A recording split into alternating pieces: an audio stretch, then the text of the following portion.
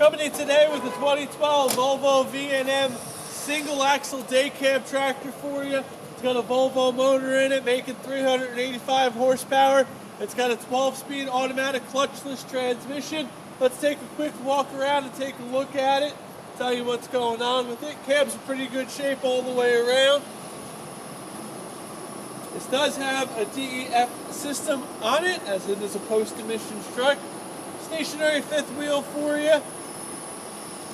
Back of the cab looks like it's in pretty good shape. A few little paint marks, nothing too major for you. Coming all the way around. Looks like the brakes are pretty good on it. Tires are looking pretty decent. Let's take a pop inside and check out that automatic transmission for you.